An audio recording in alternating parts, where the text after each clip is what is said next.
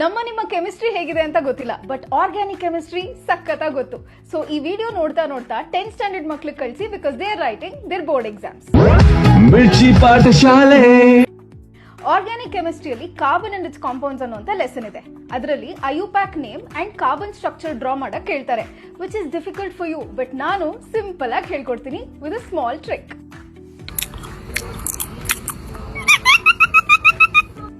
ಏನ್ ಸುರಭಿ ಟ್ರಿಕ್ ಹೇಳ್ಕೊಡ್ತೀನಿ ಅಂದ್ಬಿಟ್ಟು ಕೋತಿ ಬಾಳೆಹಣ್ಣು ತಿನ್ನೋ ವಿಡಿಯೋ ಹಾಕಿದ್ಯಾ ಅಂದ್ರೆ ಅದೇ trick.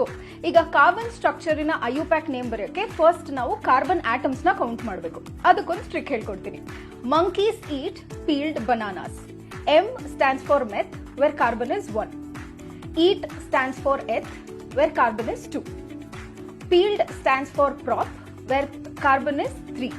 Bananas stands for bute, where carbon is 4. So ಒಂದು ಎಕ್ಸಾಂಪಲ್ ತಗೋಣ.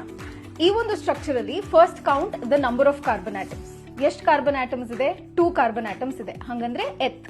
ಅಂಡ್ ಎಲ್ಲ ಸಿಂಗಲ್ ಬಾಂಡ್ ಇರೋದ್ರಿಂದ you will write ANE. So this structure is ethane. ಇನ್ನೊಂದು ಎಕ್ಸಾಂಪಲ್ ತಗೋಣ.